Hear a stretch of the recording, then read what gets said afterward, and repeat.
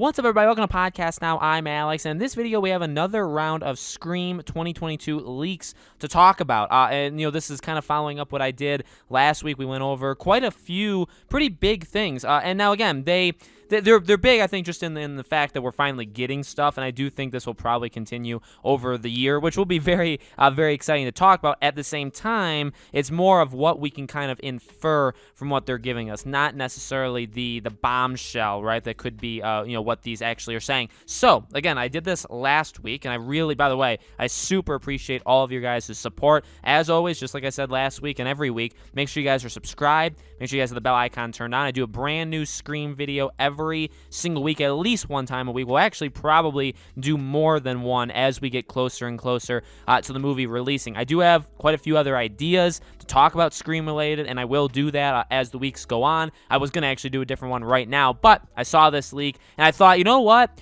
This doesn't give us all that much. There were literally 3 things here, but I do think one of them, if it's true, is a pretty big hint. If you guys want to follow me over on Twitter, PodcastNow15 is my Twitter handle, and let's jump in. So, this guy says, my friend works for Paramount and has seen a few of the dailies for the new Scream film. I asked him for information, and he only told me a few things. So, let's stop there just for 2 seconds.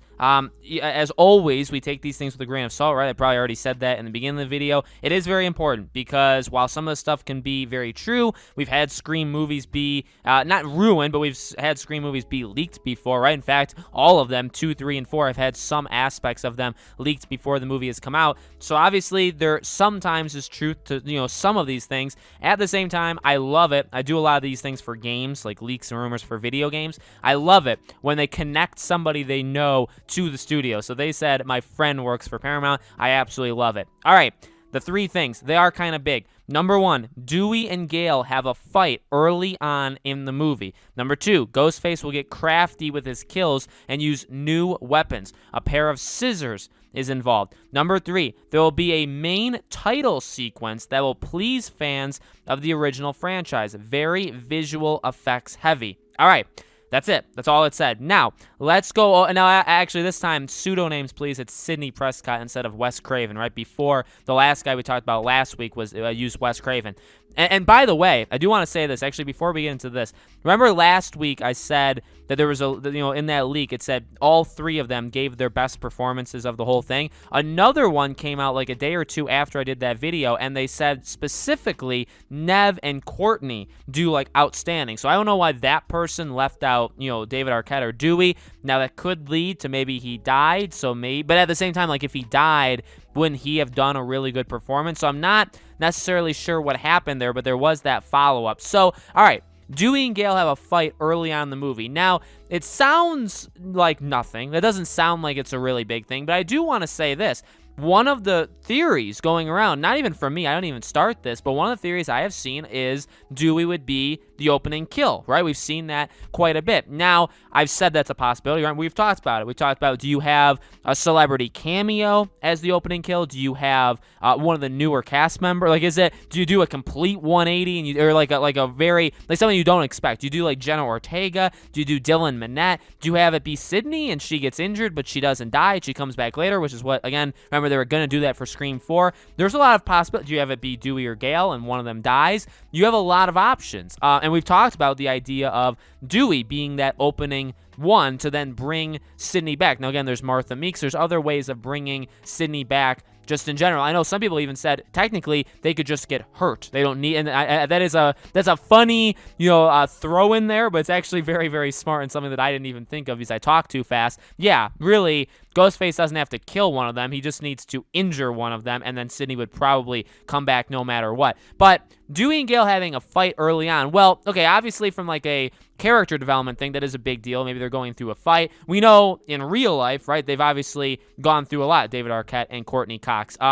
In the Scream timeline, we don't necessarily know what's happened to these 2 characters, obviously, since the ending of 4. They could... now, having a fight early on does make it seem like they are still together, so that's good. And I do think they'll stay together, by the way, throughout the whole movie, unless one of them is off. But the inference we can make is if they have a fight early on, I don't think, obviously, either of them can die early on if they're going to have a fight. Now, one of the it's not like I mean, it could be a trope. I don't know too much lingo like that, but the idea of, and we've seen this before in movies and television, even in games, if there is a fight like that, they can either, there's only a couple things that can happen. They can either stay fighting and stay non-together throughout the entire thing, which is not often what happens. You can bring them back together somehow, something in their lives, something in the movie would bring them back together, or you could have a couple things even with that. You could have them come back together and then one of them dies. So you get that like resolution to their relationship, but then one of them is killed off. Or you could have them fight, them remaining kind of on edge, but they still have that, care for each other, and one is killed there, which leads the other one to be extremely, just saddened, right? Because it's like, shoot, we left off on not a good foot, and now the other person is dead. If you really want to make the inference, you could say, well, if they say Courtney did like the best job that she's ever done, and so did Nev, maybe they get into a fight. Maybe, again, either they come back, it's a really touching reunion in terms of like Dewey and Gale, and then Dewey dies, and then Gale is just like, oh my dear God. Or, again, even similar to that, is they fight, they don't come back together, but she still cares, he still cares, but then they see each other, and one of them, but they don't get back together. They see each other, and one of them dies. And that would obviously, but I guess it would be Dewey, right, so that Courtney Cox would have the performance. Or maybe it could be the other way around. I mean, you could say that them saying like they're giving their best performances of the entire thing, maybe all three die, maybe two of them die. Now, again, I've been very violently against having Sydney die. I really don't want that to happen, but that could be a reason why they've given their best performances. I mean, killing these characters off, having a death, you'd imagine would be, you have to give it your all for that performance, and you'd imagine these actors and actresses will. So, again, small thing. I turned it into like a 3-4 minute conversation, but it is something that I do think, if it's true, because again, it doesn't have to be true. If it's true, I think it puts them in the clear for the opening kill. They're not the opening kill, but they could do, again, like a trope we've seen before, where, again, like one of them could be killed off after or right before they kind of reconcile with each other, right? Just something to keep in mind. That would be, now again, like it's been done before in different things, but it would be pretty darn exciting for something like that to happen here. Ghostface will get crafty and use new weapons. A pair of scissors is involved. So that one's interesting.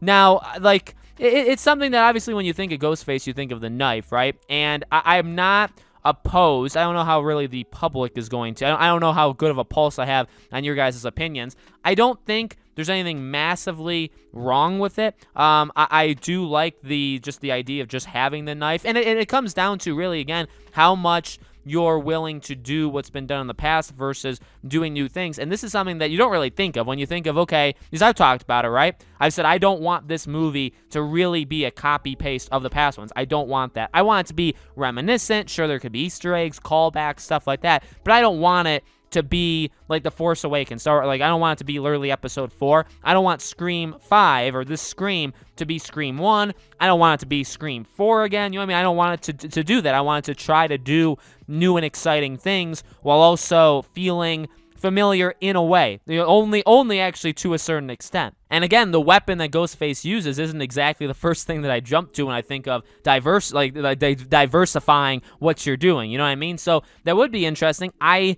don't mind it. I don't really think there's anything wrong with it. And so I guess we'll just kind of leave that there. And then the title sequence that will please fans of the original franchise. Very visual effects heavy. So to be quite honest with you guys, I don't exactly know like how to read that. Like, is that I don't know. Like, so that's some sort of literal like presentation. Is it gonna be like animated? Are we going like I don't know. Is it gonna be like, so for whatever reason I can only think of Christmas Vacation. You know Christmas Vacation, National Lampoon's Christmas Vacation, when they're doing the opening and it's literally like all animated, but it's so really different than what we actually see in the movie. Is it like that for like Scream? I don't necessarily know. Is it like the MCU or like PlayStation Studios where it's got the literal thing where it says like Marvel Studios, but it's playing all the scenes of different characters and showing different things and as like the words are flipping, you know what I mean? Or even Star Wars, actually, they do it like in the beginning of Mandalorian, how we see all the different faces of like Stormtrooper, we see Darth Vader, we see Kylo Ren, all that stuff of all the different eras. Is it like that? And so that's those are like the examples I think of, kind of like to say this is a franchise and this is like the newest installment to a franchise, I wouldn't mind that. It would be very different. I don't know if people would necessarily like it. I would understand it because, again, you have Marvel. I think DC does it. Again, you even like PlayStation. PlayStation has literally stolen that as well. If you have a PlayStation exclusive game, they do that in the beginning of their games. You have Marvel, Disney, all this kind of, Star Wars. So I feel like it's only a matter of time until Scream does something like that. So that's kind of exciting as well. So obviously the second two are just like things. Like if they happen, cool. If they don't happen, I don't think anybody's gonna be disappointed if Ghostface uses knives as opposed to like a shovel. I don't think people care if there's a opening animation title sequence. I don't think people will necessarily care. The beginning part, obviously the Dewey and Gale thing, is the thing I think you can read the most into if you want to. I definitely probably read into it too much, and there's only so many things that could happen, so maybe I'll get one of them, right? So let me know, guys, in the comments below. What do you think? What do you think of the three things we mentioned? If you guys have any other ideas for me, list them in the comments below. I'm totally willing to give you guys credit too in the videos when I make them, and we'll have a lot of different talks going forward. I do want to make very specific kinds of content in regards to Scream that I think we'll talk about as the months go on. I got a lot of really big plans. Like I said, I do have other ideas that I want to do. These leaks just keep popping up, and I feel like it would be a disservice not to talk about it with you guys, right? So let me know what you guys think. Make sure, as always, you're subscribed, bell icon turned on, all that good stuff. Make sure if you guys want to follow me on Twitter, PodcastNow15 is my Twitter handle. Thank you all so much for watching. I really do appreciate it. I hope to see you all on the next video.